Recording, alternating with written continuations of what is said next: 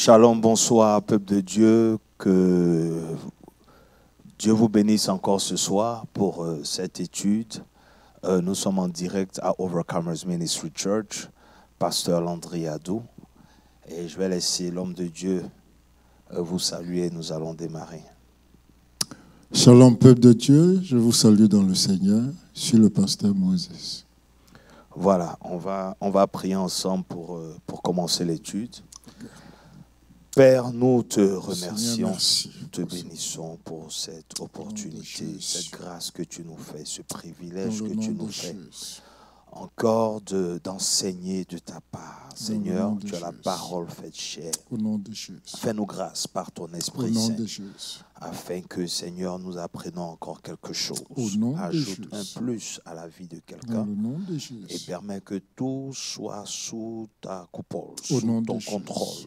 Merci pour la technique. Merci pour tous ceux-là qui sont connectés et que toute la gloire te revienne au nom de Jésus. Amen. Amen. Amen. Mon pasteur, shalom, pasteur. Comment ça va par la grâce de Dieu? Oui, on rend grâce à Dieu. Amen. Amen. Amen. Avec la pluie qui est tombée, ça rafraîchit un peu. D'accord. Ben, écoutez, partagez déjà le direct, invitez quelqu'un. Envoyez le lien à quelqu'un et nous prions qu'en tout cas cette étude soit encore une bénédiction pour le corps de Christ, pour tout un chacun. Amen. Dimanche, il y a un pasteur qui a prêché. Ouais.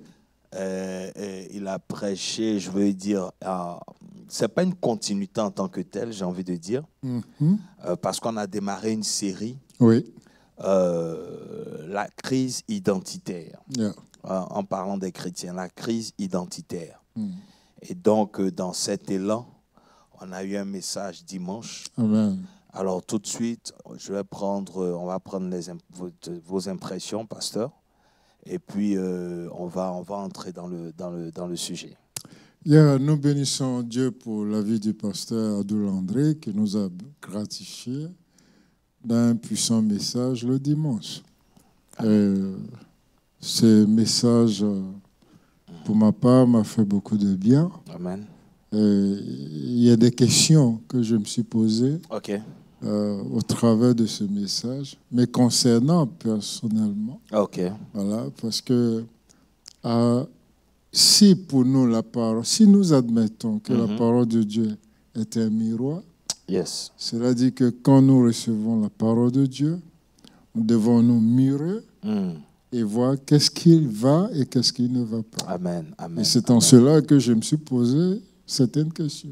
Gloire à Dieu. Gloire à Dieu. Amen. OK. Ben, écoutez, si vous avez des questions, n'hésitez pas. C'est une étude biblique.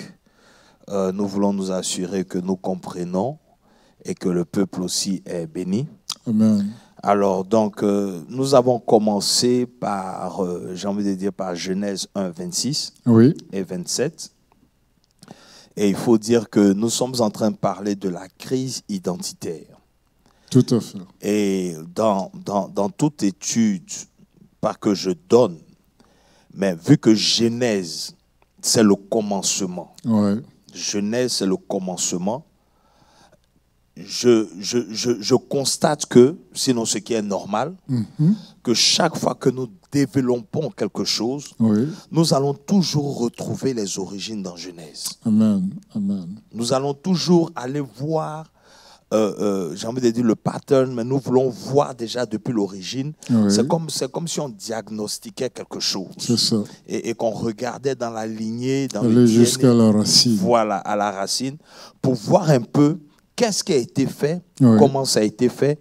Et je pense que ça nous aide à vraiment mieux regarder ce qu'il faut et nous aider dans notre marche. Je ne sais pas ce que tu en penses, pasteur. Oui, je suis entièrement d'accord avec ce que tu viens de dire.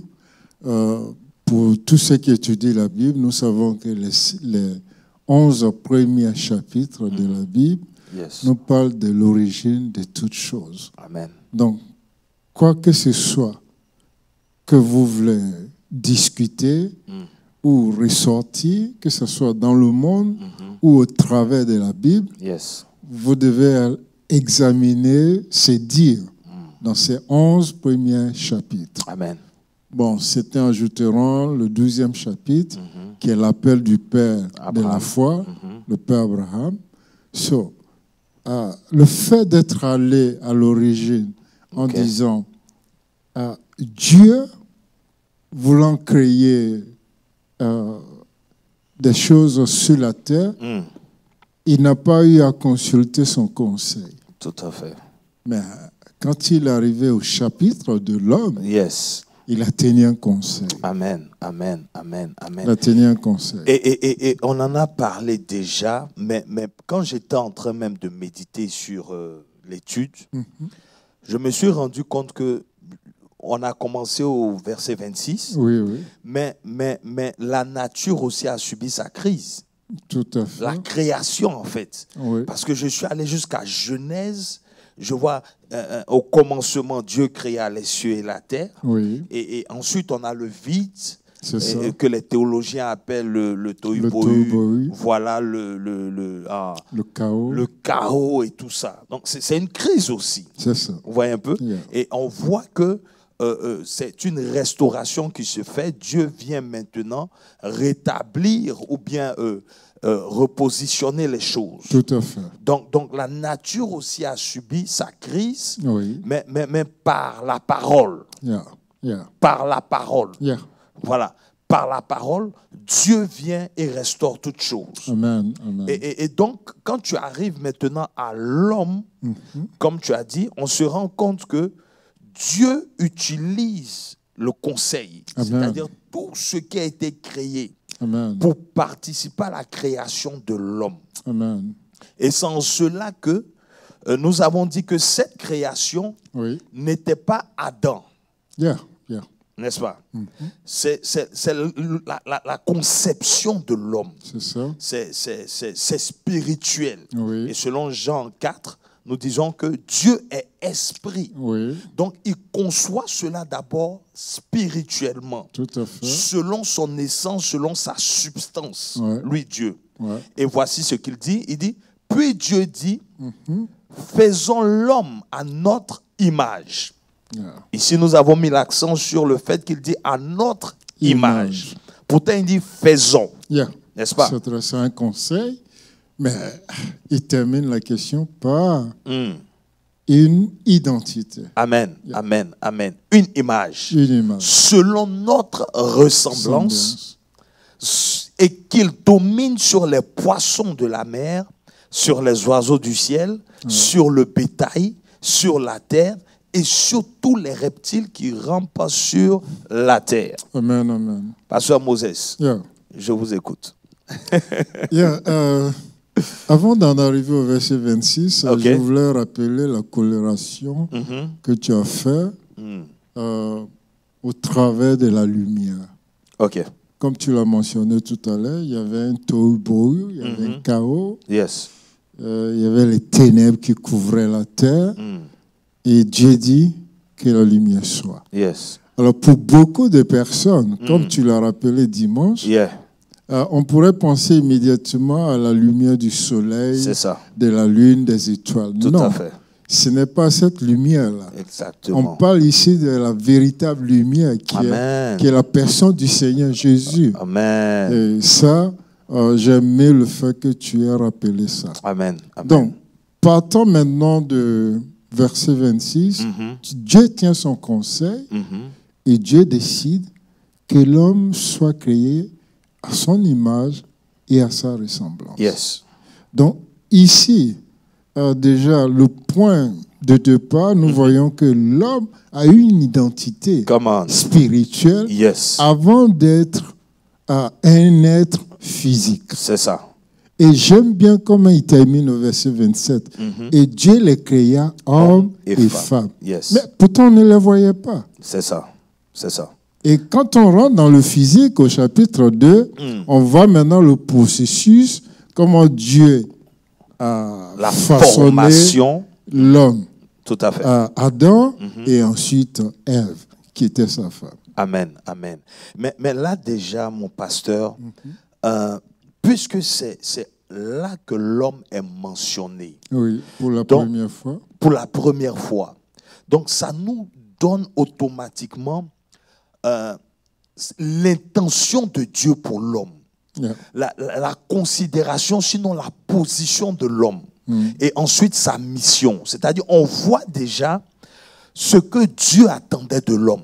Comment est-ce qu'il voyait l'homme, comment est-ce qu'il le considérait. Ouais, ouais. Et le fait de le faire par conseil, en associant tout ce qui a été créé, Oui. nous voyons qu'effectivement, que c'était l'homme donc qui était le responsable. Tout à fait. Il est comme la balance, comme l'équilibre, comme, j'ai envie de dire, la raison pour laquelle même Dieu peut se permettre de créer tout ce qu'il a créé. Oui, je pense la même chose que toi.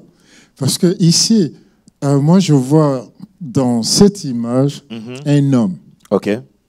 Un homme qui se prépare à se marier, par exemple. J'utilise juste cette image. OK. Il n'attendra pas que sa femme arrive pour aménager la maison. OK. OK. Donc Dieu ici prépare toutes choses, tout ce dont l'homme a besoin. Yes. Et à la fin, pour couronner tout, l'homme qui incarne sa gloire d'ailleurs, maintenant, il engendre l'homme. Et ici, dans ce verset, nous devons aussi considérer, en fait, je vais ressortir des éléments. Il y a l'image et il y a la responsabilité. C'est ça. Maintenant, quand on parle de l'image ou la ressemblance de l'homme, sur ce plan-là aussi, les chrétiens, ils ont beaucoup à... Donc, on voit que l'image et la ressemblance correspondent ou bien répondent à la mission. Exactement. Répondent à la mission. Yeah. Pour dire que on te crée d'une manière par rapport à ce que tu dois faire. Notre venue sur terre n'est pas fortuite. Ce n'est pas décidé par nous. Tout à fait. J'ai aimé ce qu'un homme de Dieu a dit un jour. Il dit, la famille dans laquelle Dieu t'a fait venir au monde a été choisie par Dieu. Amen. Amen. La couleur de ta peau, la région où tu es né, l'éducation que tu as eue, tout ça, c'est voulu par Dieu. Donc, il n'y a pas de hasard. Donc, mon pasteur, le fait qu'il conçoive tout cela en esprit, combien de fois ça nous emmène à réaliser que nous devons absolument, impérativement, avoir cette conscience de la spiritualité en premier. Je veux dire que tout a été investi dans l'esprit. Que c'est par l'esprit... Je me rends compte que l'esprit est un. Parce que dans mon esprit, il résonnait, Dieu est un grand investisseur. Amen. Et tu dis, investi. C'est ça. C'est-à-dire, Dieu, en créant l'homme, a tellement investi sur l'homme qu'il s'attend à un résultat. Tout à fait. Donc, nous prenons juste Adam et Ève comme exemple. OK. Mais revenons à nous-mêmes aujourd'hui. Yes. Dieu continue d'investir en nous. Il investit en ses serviteurs, il investit à l'Église et il attend des résultats. C'est ça. Maintenant, une des questions que je me suis posée d'ailleurs dimanche. OK. Si Dieu devait me mettre sous la balance, alors quel sera le résultat? C'est ça. C'est ça.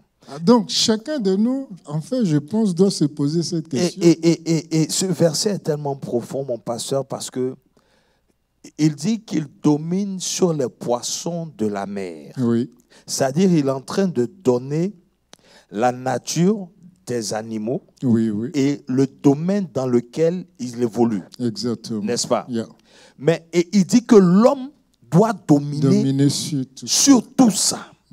Pourtant, l'homme, quand il est créé, l'homme, il vit sur la terre.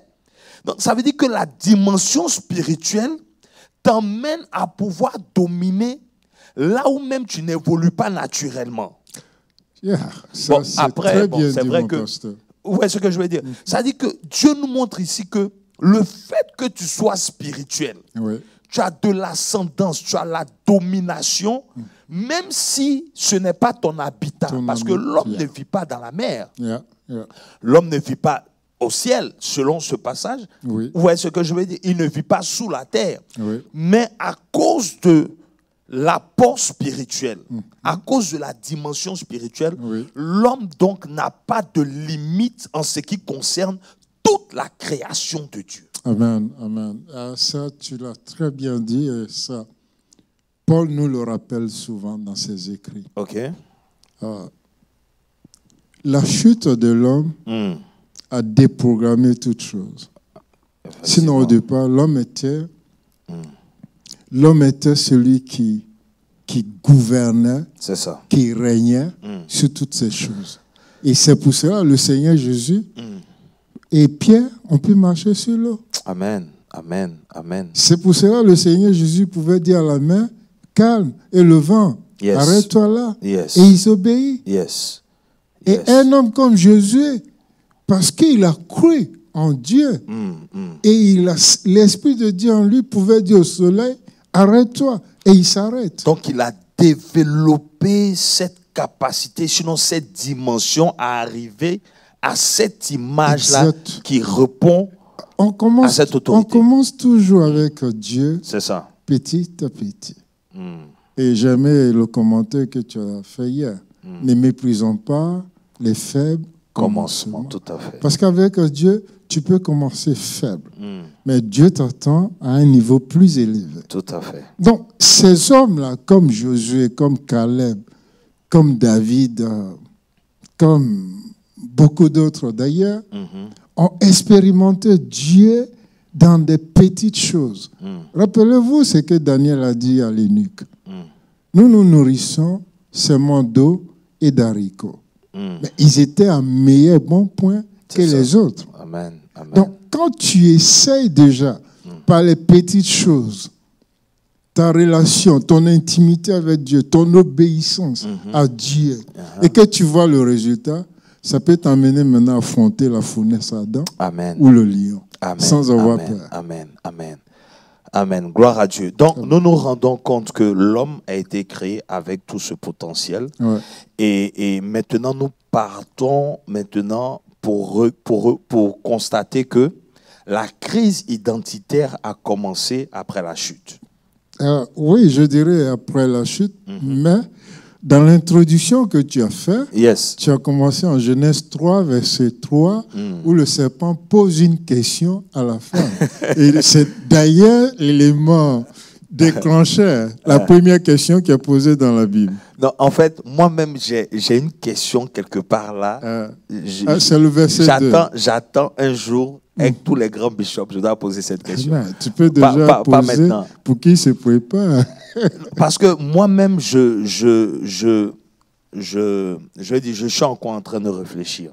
Et c'est pour ça que je n'ai pas trop poussé à ce niveau. Okay. Mais tu peux constater que le serpent, quand il vient, il pose une question. Il dit, oui, Dieu a-t-il réellement dit, vous ne mangerez pas de tous ces arbres? Mais regardez la suite, le verset 2. Il dit, la femme répondit au serpent, nous mangerons du fruit des arbres du jardin. Verset 3. Mais quant au fruit de l'arbre qui est au milieu du jardin, ne mangez pas point, vous n'y toucherez point, de peur que vous ne mouriez. N'est-ce pas? Maintenant, regardez la réponse du serpent. Alors le serpent dit à la femme, vous ne mourrez point. N'est-ce pas? Et puis, verset 5. Mais Dieu sait que le jour où vous en mangerez, vos yeux s'ouvriront et que vous serez comme des dieux, connaissant le bien et le mal. N'est-ce pas? Déjà, un gros mensonge. Non, déjà, on est dans un problème d'identité ici. Mais ils étaient déjà Dieu. Bon, c'est puisqu'ils avaient la nature de Dieu. Bon, c'est à ce niveau-là que j'ai une question et il faut qu'on en débatte un jour. D'accord. Mais revenons au verset 3. Parce que j'ai envie de poser la question. Peut-être que quelqu'un pourra me répondre, je ne sais pas. Bien sûr. Vous voyez, l'ennemi nous tente toujours des pièges. Ok. Le diable a posé la question en renversant les choses. Ok. Mais la femme en répondant, puisque elle était je dirais en intimité avec le serpent ou le diable. Mon pasteur, tu es en train de pousser loin. En fait, c'est ce que je comprends. Ici, dans sa réponse à elle, elle dit quelque chose qui n'est pas de Dieu. Oui, ok. Ce n'est pas de Dieu, Dieu n'a pas dit ça. Ok. Dieu n'a jamais dit à Adam, n'y touchez pas, ni touchez point. Ok. Alors, en rajoutant cet élément-là déjà, elle est devenue la complice du mensongère. C'est-à-dire, elle s'est laissée entraîner par le mensonge, au point qu'elle aussi, maintenant, elle rajoute. Rappelez-vous ce qui est écrit en Apocalypse. Il dit, ni ajouter point et ni trancher rien. Donc, quand nous rajoutons à la parole de Dieu ce que la parole de Dieu ne nous a pas dit, ça ne vient pas de Dieu. D'accord. Alors, bon, on va avancer parce que ça interpelle beaucoup ce verset. Oui, n'y touchez pas. Alors, n'y touchez pas. Donc, on voit déjà, il y a une identité que le diable, j'ai envie de dire, vient présenter à Ève, n'est-ce pas? Donc, on voit déjà que... lui fait croire qu'elle sera semblable à Dieu. Donc, on comprend donc que le diable, quand il vient, son objectif, c'est de changer ton identité. C'est-à-dire de te faire, de t'emmener non seulement à douter de ta qui vraie tu es, identité. c'est ça. Et tu peux avoir l'impression qu'il te propose ce que tu es déjà. Non, c'est que tu n'as pas, mais que tu as besoin. Vas-y. Parce qu'il fait quoi à la femme? Qu'elle n'est pas Dieu. Okay. Elle n'est pas semblable à Dieu. Donc, il reçoit ici à la femme ce qui lui manque. Mais lui, il vient apporter cela à la femme. Or, au fond, c'est du mensonge. Okay. Elle avait déjà tout le potentiel. Comme on a vu au verset 26 et 27. Dieu a donné tout le pouvoir à l'homme de régner. Donc, l'homme était l'incarnation de Dieu sur la terre. Le représentant de Dieu sur la terre. Ok, d'accord. Est-ce que vous avez des questions? Pas de questions. Ok, bon, on avance. Alors, donc, quand on finit et qu'on voit, effectivement, ils ont péché, n'est-ce pas? Ils ont péché, ils ont été chassés du jardin. Et avant de sortir, Dieu dit quelque chose qui nous interpelle. Et qui nous emmène même à... Je pense que c'est dans Genèse toujours 3. Oui, oui. Le verset 23, 24. 21, 24. 21. Genèse 3, 21. Oui, pas 15. couvrira leur nudité. Non, 15. Si c'est le jugement, c'est 15. Le jugement, 15. OK. 3, 15, pardon. Genèse 3, 15. On voit un peu... Ah oui, tu as mentionné alors, ça. Il dit, je mettrai inimitié entre toi et la femme. Et on sait qu'ici, on parle de séparation, n'est-ce pas? Entre ta postérité et sa postérité. Celle-ci t'écrasera la tête et tu lui blesseras le talon. Donc, on voit ici déjà que, comme jugement, n'est-ce pas? Dieu vient et veut séparer deux postérités. Et on a vu en anglais, c'est seed, n'est-ce pas? Donc, deux sémences. Donc, nous comprenons ici que nous avons déjà deux types, n'est-ce pas? Deux types de personnes, sinon deux types de généalogie, sinon deux types de, j'ai envie de dire, de personnes qui ressortent de la désobéissance de l'homme. En fait, c'est ce que les théologiens appellent le dualisme.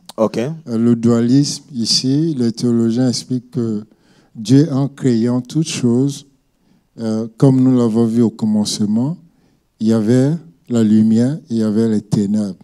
Dieu les sépara. Donc, il y a ce dualisme. En l'homme, il y a l'homme et la femme, le dualisme. Et là, comme vous venez de mentionner, dans la postérité, il y aura la postérité de la femme et celui du serpent. Donc, on voit toujours cette cohabitation des deux éléments. Mais on voit que ces éléments apparaissent comme jugement ou bien comme conséquence du péché. du péché. Yeah. Bon, l'antagoniste entre les deux éléments ici démontre ce que vous venez de dire. Okay. Parce qu'il y a eu le péché, donc maintenant il y aura la guerre. Voilà. C'est une guerre qui est déclarée. Ok. Et ici, bon, moi j'aime bien le thème utilisé par Dieu. Quand Dieu dit sa postérité t'écrasera la tête. Donc Dieu nous donne déjà la victoire. Quand bien même l'ennemi réussira à nous blesser, mais Dieu nous fait comprendre que nous sommes plus que vainqueurs. Amen. Parce Amen. que nous écrasons la tête du serpent. Mais mon pasteur, il s'adresse à une femme. Il s'adresse à une femme qui n'a pas de sémence en tant que telle. Et là aussi, vous l'avez ressorti dans le message. Dieu, à l'origine, déjà nous fait comprendre ce qui était le plan de Dieu. Savez-vous que ça, c'est une étude que j'interpelle tous les étudiants de la Bible à faire. Les 10 premiers patriarches mentionnés à partir de 7 jusqu'à Noé, c'était un message codé prophétiquement parlant et qui annonçait déjà l'arrivée du Seigneur Jésus. Ok. Donc ici, comme au verset 15, Dieu annonce déjà la venue du Seigneur Jésus. Et il annonce ce qu'il fera. C'est vrai que l'ennemi a réussi à le clouer à la croix, mais il en est sorti vainqueur. Tout comme nous aussi, si nous gardons la foi, quelle que soit l'épreuve, nous sortirons vainqueurs. Amen, amen, amen, amen, amen. Quelle que soit l'épreuve. Ici, il a déjà déclaré que il y aura la guerre. Il y aura la guerre entre les deux. Donc, il y aura un conflit entre les deux postérités. Amen. Et c'est ce qui nous a emmené à, j'ai envie de dire, à réaliser maintenant. Pourquoi? Parce que si on voit que c'est dans l'esprit, n'est-ce pas, qu'il a tout investi quand il a créé l'homme pour lui donner la domination et qui détermine son identité. Donc ici, déjà, on peut dire qu'on n'identifie pas l'homme ou bien on ne donne pas son identité à cause de ce qu'on voit extérieurement, mais c'est par rapport à sa position spirituelle. C'est la position spirituelle qui détermine vraiment ton identité. Ce que Paul appelle parfois l'homme intérieur. L'homme intérieur, n'est-ce pas? Et donc maintenant, quand Jésus finit sa mission, n'est-ce pas? Oui. Et qu'il sait qu'il doit partir. Oui. Maintenant, nous sommes dans Jean 14, oui. le verset 17. N'est-ce pas? Jean 14, 17. Yeah, 17 à 18. Yes. Alors, il dit l'esprit de vérité que le monde ne peut recevoir parce qu'il ne le voit point et ne le connaît point. Mais vous le connaissez car il demeure avec vous et il sera en vous, mon pasteur. Puisqu'on parle d'identité, j'ai envie de dire que ton identité, c'est ta vérité. En fait, c'est qui tu es véritablement, n'est-ce pas? Et quand on parle de crise, on voit que le diable t'emmène à non seulement douter de ton identité, ce qui t'emmène à développer ou à te comporter ou à agir en dehors de qui tu es véritablement. C'est ça. N'est-ce pas?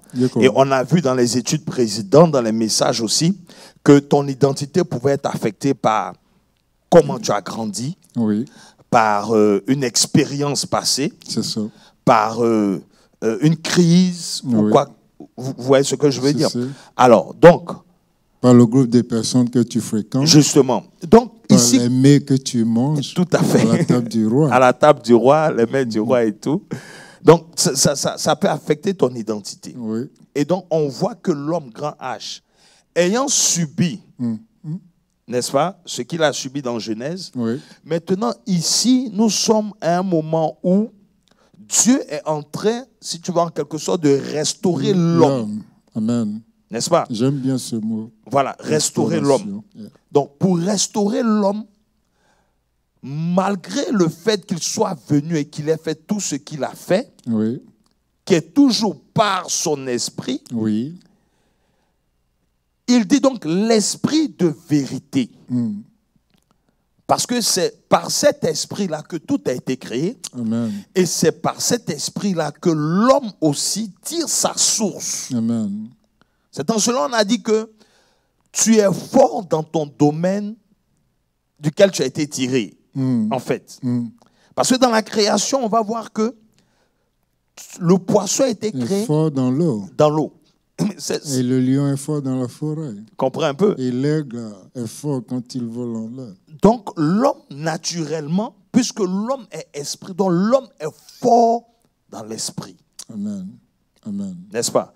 Et donc l'esprit de vérité que le monde ne peut recevoir. Mon pasteur, pourquoi le monde ne peut pas recevoir l'esprit de vérité? Oui, bon, il y a beaucoup à dire ici. Le monde ne peut pas recevoir l'esprit de vérité. Parce qu'ils ne connaissent pas la vérité. Et lui-même le dit. Il dit parce qu'ils ne le connaissent pas. C'est ça. Ils ne l'ont jamais vu. Mais vous, par contre, vous avez vécu avec lui. Et Jean le rappelle même dans 1 Jean. Yes. Il dit, tel que nous l'avons expérimenté. Yes. Nous avons marché avec lui, nous avons mangé avec lui, nous avons vécu avec lui. Donc c'est une expérience que le monde n'a pas. OK. Et ce que le monde n'a pas, et même ici, Pilate a posé la question, qu'est-ce que c'est que la vérité? Donc, il ne lui a pas donné la réponse. Donc, mon pasteur, si je constate que Dieu est esprit, Oui, et que c'est par l'esprit l'homme est ce qu'il est, oui, n'est-ce pas? oui, Donc ça veut dire que l'identité de l'homme est cachée en Dieu amen, ou est connue en Dieu. oui, Bon, maintenant, si moi, je veux connaître mon identité, oui, c'est pour ça que je me rapproche de Dieu, n'est-ce pas? tout à fait. Donc si l'ennemi ne veut pas que tu connaisses ton identité, il te donne aussi une conception d'un Dieu qui n'est pas Dieu. Oui, oui, Parce que si tu connais un faux Dieu, tu vas chercher ton identité dans ce faux dans Dieu. ce faux Dieu, C'est pour ça qu'il est important. Vous avez la parole, c'est pour ça que il faut qu'on étudie, il faut qu'on ramène ou on continue de ramener le peuple de Dieu à l'étude de la parole pour connaître Dieu. Parce que si tu ne le connais pas, tu ne peux pas te connaître. amen, amen. Ce n'est pas possible. Récemment, je ris parce que récemment, le Saint-Esprit me parlait, il dit, les chrétiens diabétiques. Il dit, c'est quoi ça? Qu'est-ce que c'est qu'un chrétien diabétique? Et petit à petit, il m'a mené à comprendre ce que vous venez de dire. Il y a une logique dans ce que vous venez de dire et la maladie diabétique. Comment vient le diabète? Le diabète, pour résumer, c'est un manque de sucre dans le sang. C'est-à-dire, c'est pas que tu n'as pas le sucre, mais le sucre que tu as n'est pas suffisant pour produire l'énergie nécessaire dont ton corps a besoin. Donc, on a aujourd'hui des chrétiens qui connaissent vrai la parole de Dieu, mais ils ne connaissent pas assez la parole de Dieu pour pouvoir faire face à l'attaque du monde ou à l'ennemi. Mais parce que je me dis que sans cela que nous avons dans notre étude de base, dans notre texte de base, nous sommes dans Actes. Chapitre 19. Acte 19, le verset Nous avons 15. commencé au verset 11 à 15. Yes. Et où le démon, sinon l'esprit malin dit. OK? Le verset 15. L'esprit malin dit, Oui. Jésus, Pose la question, yeah. je connais. Ouais. Je sais qui est Paul, n'est-ce pas? Mais vous, qui êtes-vous? N'est-ce pas? Yeah. Et on a dit donc que c'était associé aussi à tout ce qu'on traversait, qui nous pose des questions lorsque nous voulons changer les choses. La question est posée à tout un chacun. Maintenant, mon pasteur, si moi, je ne connais pas Dieu à un certain niveau. En fait, je réalise que ne pas connaître Dieu, c'est pour ça qu'il dit ceux du peuple qui connaîtront leur Dieu. Ils sont du peuple. Mais c'est ceux-là qui connaîtront leur Dieu qui auront la force et qui feront des exploits. Donc, ce sont des gens qui connaîtront. Alors, on comprend donc que l'identité, ce qui nous permet d'avoir cette autorité-là, c'est dans la connaissance de ce Dieu-là, parce que c'est en lui qu'on se reconnaît. Parce que si nous avons été créés selon son image et sa ressemblance, et que moi, ma conception de Dieu est fausse, automatiquement, je ne pourrais pas développer cette identité-là pour m'emmener à faire face à tout ce qui est autour de moi. C'est vrai. Donc la connaissance de Dieu, c'est pour ça qu'il dit l'esprit de vérité. Donc il faut que l'esprit de vérité vienne en vous. Parce que si tu veux connaître la vérité par rapport à toi, sans l'esprit de vérité, how is that possible? Non, c'est pas possible. Comment c'est possible? Et c'est comme on le dit, Dieu qui a la solution à tous ces problèmes, a dit à son peuple, le cœur, tout est dans le cœur.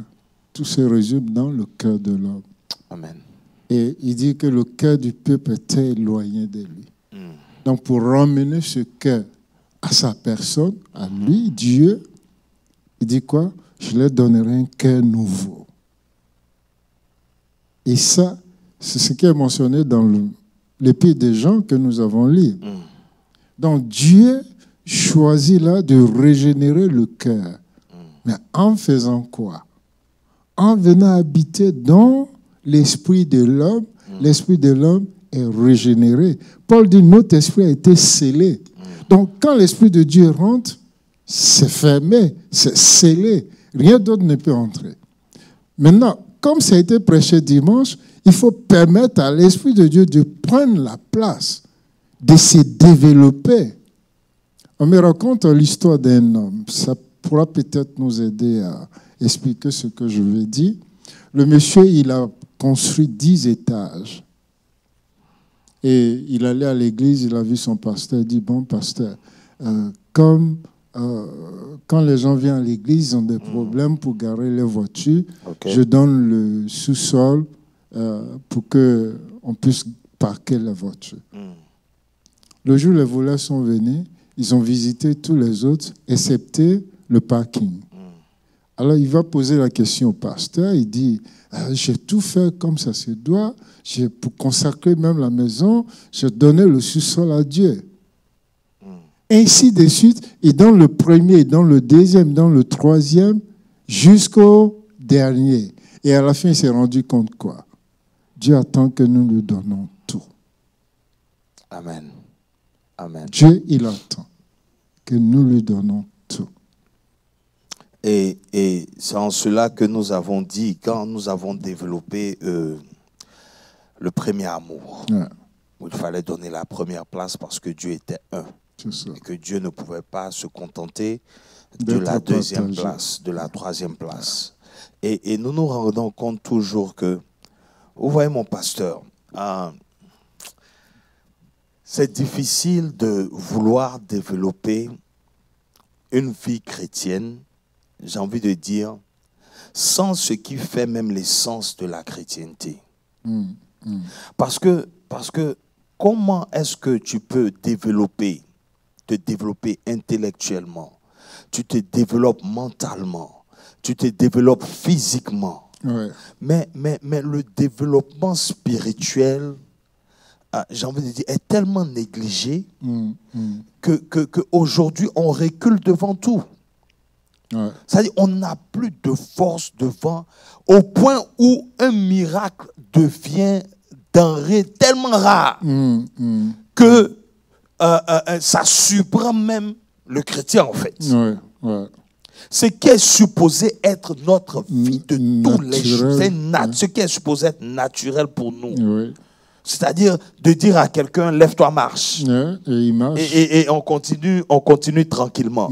Mais c'est devenu tellement rare de voir cette manifestation de puissance de Dieu parce qu'effectivement, nous sommes en crise identitaire. Ouais, ouais. Et c'est pour ça que je suis allé prendre l'exemple de Paul que je continue d'étudier. C'est ça. Vous voyez?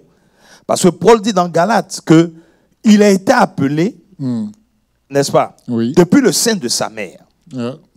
Mais il n'a pas commencé à servir Dieu comme il fallait depuis le sein jusqu'à un de certain âge. Voilà. Donc, il a grandi avec une certaine identité. Oui. Pourquoi? Il a même persécuté l'Église, tout ça. Non, mais pourquoi il a grandi dans cette identité? Parce que, bon, c'est l'éducation qu'il a reçue. Ah, vous voyez. Oui. Donc, c'est de ça qu'on parlait quand on dit que certaines personnes subissent le changement d'identité Oui, en fonction de là où ils grandissent. c'est ça. Donc, il est né dans une famille. Mais il dit, je suis pharisien, né de pharisiens. Très important. De la tribu de Benjamin. Acte chapitre 26, n'est-ce Ouais, pas? 26. 26. Quand il rend son témoignage devant Agrippa. Agrippa. D'accord? On va voir un peu ce qu'il dit. Acte chapitre 26, en parlant de Paul. Donc, acte 26, on peut aller au verset 2. Il dit, je m'estime heureux, roi Agrippa, d'avoir aujourd'hui à me justifier devant toi de toutes les choses dont je suis accusé par les Juifs. N'est-ce pas? Yeah. Verset 3, il dit, car tu connais parfaitement leurs coutumes et leurs discussions, je te prie donc de m'écouter avec patience. Verset 4, ma vie, dès les premiers temps de ma jeunesse, est connue de tous les Juifs, puisqu'elle s'est passée à Jérusalem, au milieu de ma nation. Amen. N'est-ce pas? Ils savent depuis longtemps, s'ils veulent le déclarer, que j'ai vécu pharisien. Mon pasteur, vous voyez ce que je dis? J'ai vécu pharisien selon la secte la plus rigide de notre religion. Verset 6, il dit, et maintenant je suis en jugement parce que j'espère l'accomplissement de la promesse de Dieu faite à nos pères. Oui, verset 7, et de laquelle nos 12 tribus qui servent Dieu continuellement jour et nuit, c'est pour cette espérance au roi que je suis accusé par des Juifs. Verset 8, que me sommes-ils à Dieu réussi la bonne. Verset 9, il dit, pour moi, j'avais cru devoir agir vigoureusement contre le nom de Jésus de Nazareth. N'est-ce pas? Verset 10, il dit, c'est ce que j'ai fait à Jérusalem. J'ai été en prison plusieurs des saints, ayant reçu ce pouvoir des principaux sacrificateurs. Et quand on les mettait à mort, je joignais mon suffrage à celui des autres. Tout ça, on voit que c'est par influence. Verset 11. Oui. Il dit, je les ai souvent châtiés dans toutes les synagogues, je les ai forcés à blasphémer. Dans mes excès de fureur contre eux, je les persécutais, même jusque dans les villages, dans les villes étrangères. Verset 12. C'est dans ce but que je me rendis à Damas avec l'autorisation l'autorisation et la permission des principaux sacrificateurs. Non, je pense que c'est dans Galates. Oui. C'est dans Galates 1, verset 11, pardon. Je pense que c'est dans Galates où il dit que je suis, parce qu'il a donné à 2 reprises son témoignage, où il dit, Galates 1, chapitre 1, je pense à partir du verset 11. Galates 1. Mais déjà, pour avoir le témoignage de Paul, oui, c'est bien de lire son... quand il est devant Agrippa. C'est ça, et qu'il explique lui-même comment... Yeah. Et même aussi, il est fait mention aussi dans 2 Corinthiens, les chapitres 10, 11 et 12. Voilà. Ici, si on va au verset suivant, il dit, je vous déclare faire l'évangile qui a été annoncé par moi n'est pas de l'homme. Verset 12. Il dit, car je ne l'ai ni reçu et appris d'un homme, mais une révélation de Christ. Le verset 13. Vous avez su en effet quelle était autrefois ma conduite dans le judaïsme. Comment je persécutais à outrance et ravageais l'église de Dieu. Verset 14. Et comment j'étais plus avancé dans le judaïsme que beaucoup de ceux de mon âge et de ma nation, étaient animés d'un zèle excessif pour les traditions de mes pères. Ouais. Donc, il a grandi dans ce contexte-là. Oui. Il a grandi selon ces traditions-là, ce qui a fait que ça l'a façonné. Il a été obligé de croire d'une certaine manière. Et donc, cette croyance-là l'a emmené justement à réagir comme il agissait. Et croyant fait de bien. Voilà. Et donc, il dit qu'il est pharisien, né de pharisien. Et que, à cause de ça, lui se disait qu'il était en train de faire du bien. C'est ça. Et maintenant, on se rend compte qu'en partant à Damas, on passe au Kabouri. C'est pas toutes les églises ont persécuté. Ah, d'accord. Il y a église et puis il y a église. Il y a église et puis il y a église, n'est-ce pas? Donc, on voit que Paul, déjà dans sa crise identitaire, il se met à faire ce à quoi Dieu ne l'a pas appelé à faire, n'est-ce pas? Ouais. Même pensant qu'il est en train de servir Dieu. Yeah. OK? Donc, son milieu, ses parents, sa tradition a affecté son identité. C'est ça. Et maintenant, en partant persécuter l'église de Damas, on a ouvert une parenthèse ici pour dire que il a persécuté des églises. Oui. Il a ravagé des églises. Mais pourquoi il n'a pas pu aller détruire Damas? Parce qu'il y avait un disciple là-bas. Alléluia. Et pas n'importe lequel. Même si c'est un disciple à 2 versets dans la Bible, mais c'est un homme qui connaissait Dieu. C'est-à-dire, par son intimité avec Dieu. Ceux qui connaîtront les dieux. Donc, par son intimité avec Dieu, n'est-ce pas? On peut déjà déduire que Damas n'était pas une église comme les autres. Au point où, quand tu viens persécuter à Damas, c'est Jésus qui te rencontre. Mais Dieu est clair. Dieu dit, je cherche un vigile. S'il y a une seule personne qui se tient à la brèche. Et comme à Damas, il y avait une personne qui se tenait à la brèche, le persécuteur ne pouvait pas entrer. Même s'il entrait, mais il est rentré aveuglé. Amen. Amen. Et vous voyez, c'est ici que nous voyons. Une question. Quelles sont concrètement les caractéristiques de l'identité du chrétien? C'est pour le pasteur Moses. En fait, les caractéristiques du chrétien, moi je dirais pour aider la personne ou pour nous aider tous ensemble, le Seigneur Jésus, en commençant son ministère, nous a donné quelques caractéristiques. Et pour une bonne étude, j'inviterai la personne à lire Matthieu 5 à 7, où il termine par celui qui bâtit sur le roc et celui qui bâtit dans le sable. Mais ce que je veux dire ici, c'est quoi? Lorsque la Bible parle des béatitudes, il parle des caractéristiques du chrétien. Le chrétien, c'est celui qui est pauvre en esprit, pas un pauvre comme on nous a laissé croire. Pauvre en esprit qui pense que sans Dieu, il n'est rien.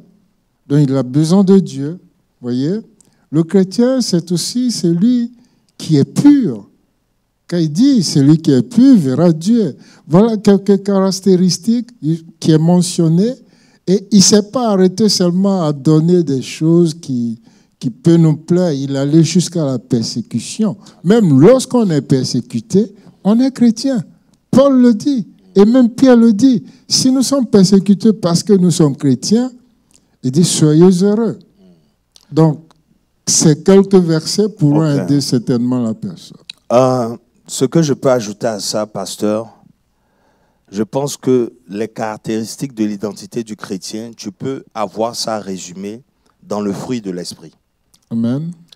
Galates 5, 22, n'est-ce pas? Quand tu regardes Galates 5, 22, qui est le fruit de l'esprit, est ce que tout chrétien est censé manifester. Yeah. Ouais. Il dit, c'est l'amour, Yeah. la joie, C'est ça. la paix, la patience, la bonté, la bénédiction, la fidélité. Amen. Donc, le chrétien qui n'arrive pas à développer ce caractère-là, Oui. ça veut dire qu'il y a un problème quelque part. Il C'est faut clair. encore grandir en maturité. Amen. Et je pense que, pour résumer, parce que c'est une Ouais. question très ouverte, C'est ça. parce qu'aujourd'hui, on pense que c'est seulement en manifestant la puissance qu'on est chrétien, on est identifié être un chrétien. Oui. Mais quand il s'agit de Dieu, c'est pour ça qu'on a fini le message avec le pardon. Exactement. C'est-à-dire l'habilité, la Pardonner. potentialité de pouvoir pardonner jusqu'à un certain niveau Oui. est un exemple du caractère, de l'identité d'un chrétien. Vous voyez? Donc, Yeah. pour répondre simplement à cette question, Oui. après, en plus de ce que le pasteur Moïse a dit, il faut aussi aller prendre Ouais. Galates 5, Galates 5, le verset 22. Et tu peux te mirer avec ce verset-là. C'est ça. C'est-à-dire, tu regardes, est-ce que j'ai l'amour? Yeah. Est-ce que vraiment je manifeste l'amour? Oui. Hein? Ou est-ce que j'ai la joie dans le cœur? Est-ce que j'ai la paix? Ou quel type d'amour je manifeste. Voilà. Est-ce que j'ai la patience? Donc, ce sont ces choses-là qui t'amènent à te remettre en question. Ouais. Maintenant, si tu veux avoir la perfection, en quelque sorte, de l'image ou bien de l'identité, étudie la vie de Jésus. Amen, amen. Étudie la vie de Jésus. Amen. C'est le caractère, c'est Dieu dans l'homme. Amen, C'est-à-dire, amen. si l'homme... Comment je peux Non, bien Paul, placer ça Paul pour a moi? résumé. Paul dit, je suis imitateur de Christ. Yes. Vous aussi soyez mes imitateurs. Voilà. C'est-à-dire que quand tu regardes comment Christ a marché et tout, tu vois que c'est le modèle par excellence Que Dieu nous a donné. que Dieu nous a donné. J'espère qu'on a répondu à ta question. Amen. Amen. Donc à partir de là, déjà, mon pasteur, on peut donc arriver justement aux caractéristiques, sinon au caractère qui vraiment est un sérieux problème dans le corps de Christ. Ouais. Le pardon. Oui, Mon j'ai pasteur. aimé la conclusion du message qui nous fait comprendre que ce que Dieu utilise pour mesurer notre maturité en tant que chrétien, c'est de savoir si nous arrivons à pardonner. Ça, c'est fort. Yeah. Parce que on est dans un monde qui a extériorisé tout. Vous voyez un peu? Qui a mis l'accent sur tout ce qui est externe. Et tout ce qui est fort, tout ce qui est puissant. Voilà. Ce qu'on peut voir, ce qui peut impressionner les gens à vue. Mais Dieu qui regarde le cœur, qui regarde l'état de ton cœur, même quand il doit choisir David, il dit, je ne choisis pas comme les hommes choisissent. Non. Yeah.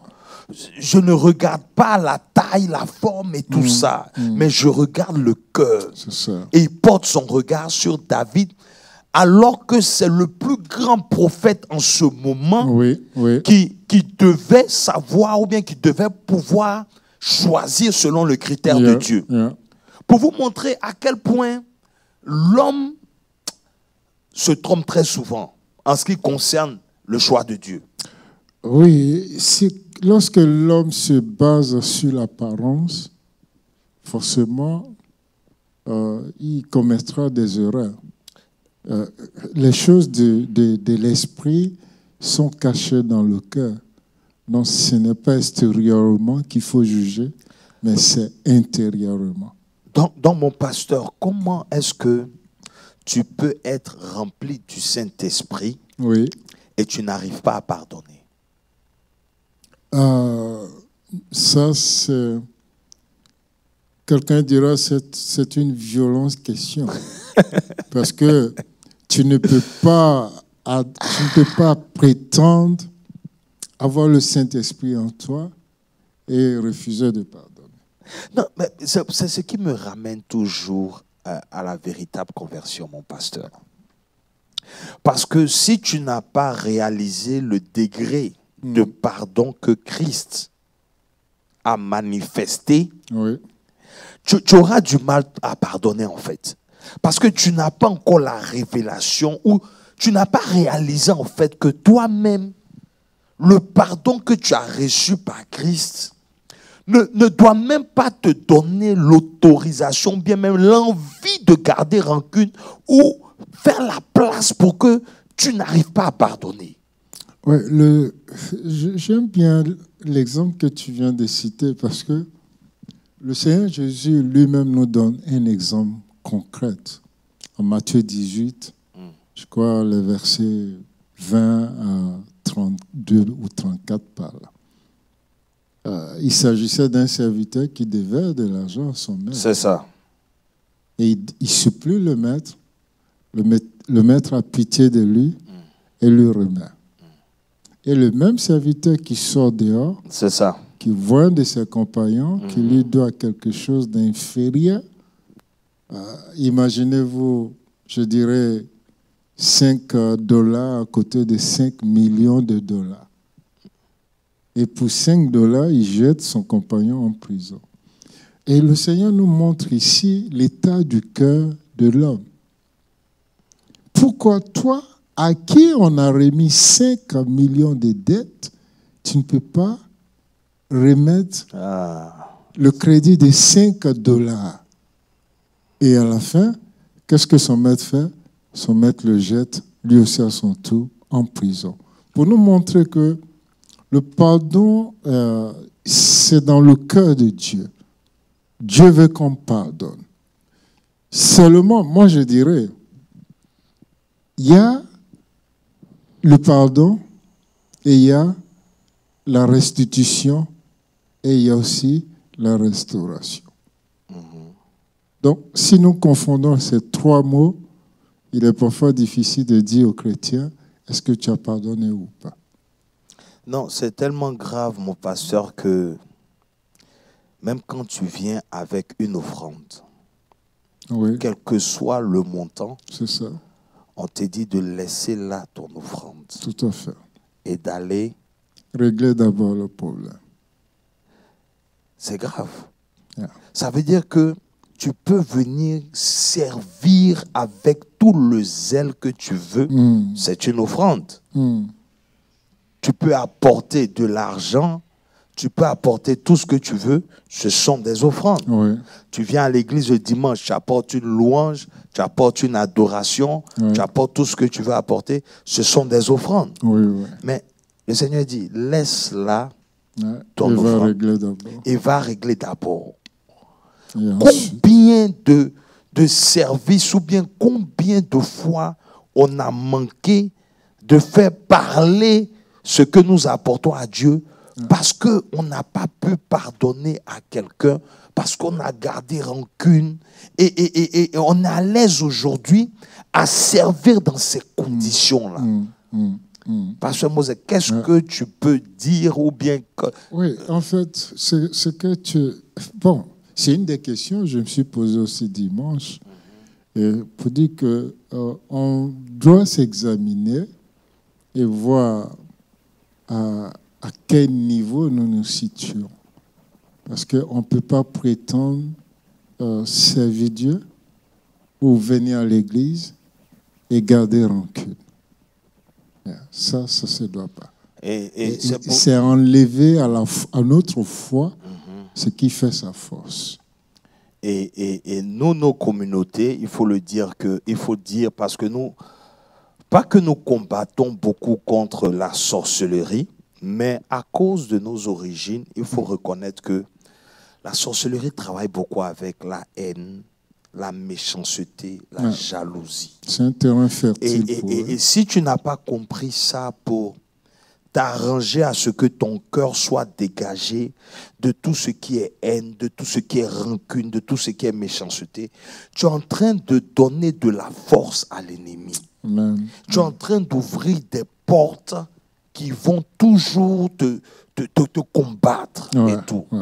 Mais je crois fermement parce que Du pardon, on arrive à l'amour, de l'amour, on arrive au pardon. Oui, oui. Et c'est le caractère de Dieu. Amen, amen. Donc nous ne pouvons pas dire que nous nous identifions à Christ, à Dieu, mais que nous ayons autant de mal à pardonner. Amen, amen. Et c'est en cela, en tout cas, que moi je prie que par la grâce de Dieu, par son esprit, on ait la révélation même de ce qu'il a fait pour nous. Pour que nous, aujourd'hui, nous soyons des saints, nous soyons des purifiés, des glorifiés, des sanctifiés, des personnes qui peuvent servir dans le sacerdoce, Amen. Des personnes que Dieu appelle une nation de sacrificateurs, un peuple saint, mais qui ne pardonne pas. Nous devons taper sur cette table. Non, c'est important, c'est important de le rappeler au peuple. Et il y a même, vous savez, avant la crucifixion de Jésus, le pardon était conditionnel. Tu pardonnes pour recevoir le pardon. Amen. C'est ce qu'il a dit. Si vous ne pardonnez pas, votre Père que aussi ne vous pardonnerait pas. Mais après sa résurrection, les données ont changé et Paul nous le révèle très bien. Nous ne pardonnons plus pour recevoir le pardon parce que nous vivons déjà dans le pardon de Dieu. Tout à fait. Donc maintenant, il faut pardonner comme Christ nous a pardonné. Amen. Ça devient un état d'être. Ce n'est plus conditionnel. Amen. Il faut que nous comprenions ça, il faut que nous gardons ça. Amen, amen, amen. Je pense que c'est bon comme message de la fin. En tout cas, c'est ce avec quoi nous voulons vous laisser. Que pendant que nous travaillons sur notre identité, il est important de restaurer le cœur, ce qui concerne le pardon, et tout avant d'aller dans d'autres dimensions pour manifester en tout cas Dieu à un niveau, j'ai envie de dire, exceptionnel. Amen. En tout cas, peuple de Dieu, merci encore pour cette étude. Et nous allons prier pour le peuple. Nous allons prier pour quelqu'un aussi peut-être qui a du mal à pardonner. C'est ça. Moi, je dis toujours que pour savoir que tu es arrivé à un niveau où tu pardonnes, c'est quand tu peux prier pour la personne qui t'a offensé. Amen. Quand tu peux, et de façon sincère, parce que tu veux que la personne aussi soit sauvée. Amen. Tu vois? Parce qu'à la fin de la journée, ça doit être le désir de tout enfant de Dieu, de vouloir voir tout un chacun autour de soi être sauvé. En fait, l'un des mensonges que l'ennemi utilise souvent pour emprisonner ces personnes dans le non-pardon est la suivante. Je vais me venger. Parce qu'il m'a fait mal, il faut que je lui fasse payer ça. Il faut que je lui fasse quelque chose qui puisse lui faire mal également. C'est un mensonge du diable. Parce que aussi longtemps que tu seras fort pour tirer vengeance de ton ennemi, Dieu lui croisera les bras. Amen. Et il te regardera. Et l'acte que tu es en train de poser aussi va t'emmener à ta perte. C'est ça. Mais si tu donnes ton combat à Dieu, que tu peux prier pour ton ennemi, alors il dit, je suis le Dieu qui te venge. C'est ça. Amen. Les chrétiens doivent lire ça aussi. Amen. Amen. Amen. Pasteur, est-ce qu'on peut prier? Bien sûr, ensemble on va prier. Pour, Père, Seigneur, nous te disons merci. Merci pour ce temps d'étude que nous avons passé dans ta prier présence. pour quelqu'un, nous voulons prier pour nous ne disons pas que nous sommes mieux que les autres, nous écouter, mais nous te disons merci de, Jésus, de ce que tu as ouvert notre esprit pour comprendre ces principes, ces vérités. Et nous prions par la même occasion pour ceux qui ont besoin d'avoir ces révélations de façon personnelle, d'être convaincus. Parce que ta parole, Seigneur, nous dit, parce que j'ai cru, et c'est pour cela que j'ai parlé. Nous voulons que ces personnes non seulement croient, comme ces hommes l'ont dit à cette femme samaritaine, oui, tu es venu nous annoncer le Christ. Nous t'avons écouté, nous t'avons suivi. Mais maintenant, nous ne croyons plus au Christ par ton témoignage. Mais nous le croyons parce que nous l'avons vu nous-mêmes, parce que nous l'avons expérimenté. Seigneur, donne à une personne d'avoir cette expérience avec toi. Et mets dans le cœur des hommes de pouvoir se pardonner les uns les autres, comme toi, tu nous as pardonné. Tu dis, Père, pardonne-les car ils ne savent pas ce qu'ils font. Merci Seigneur parce que tu bénis ton peuple. Merci parce que tu bénis ton Église. Merci parce que tu rachètes pour nous les temps qui suivront, la prière du vendredi et le programme de la jeunesse le samedi 13 et également le culte du dimanche prochain. Béni sois-tu, Éternel, pour tous tes bienfaits. Au nom de Jésus-Christ, j'ai prié. Amen. Amen. Amen. Soyez bénis. Bienvenue, Apostole. Welcome back.